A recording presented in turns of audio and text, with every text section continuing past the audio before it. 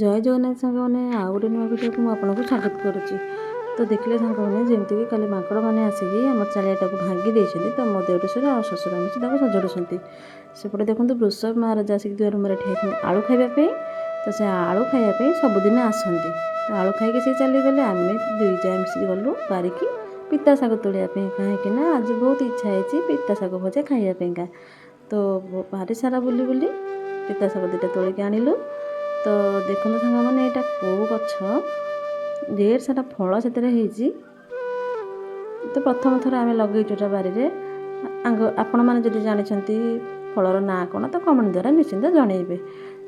ତ ଶାଗ ତୋଳି ସାରିକି ଆସିଲା ପରେ ଇଏ ହେଉଛନ୍ତି ଆମ କୋଶେଇ ଶାଶୁ, ମୋ ଯା। ଆମେ 3 ଜଣ ମିଶିକି ଶାଗ ବାଛିଦେଲୁ ଜଲ୍ଦି ଜଲ୍ଦି। ତ ଶାଗ ବାଛି ସାରିଲା ପରେ ଚୁଲି ଲଗାଇବା ଷ୍ଟାର୍ଟ କରିଦେଲି। ତ ଚୁଲି ଲଗାଇ ତେଲ ଗରମ କରିଦେଲି, ଟଙ୍କା ଫୁଟଣ ଫୁଟେଇ ପିଆଜ ପକାଇଦେଲି। ତ ଶାଗ ଭଜା ରେଡ଼ି ହେଇଗଲା ସାଙ୍ଗମାନେ।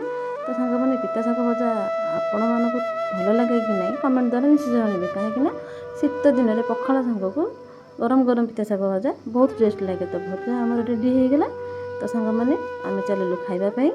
କମେଣ୍ଟ ଦ୍ୱାରା ନିଶ୍ଚିତ ଜଣାଇବେ। ରହିଲେ ଜୟ ଜଗନ୍ନାଥ।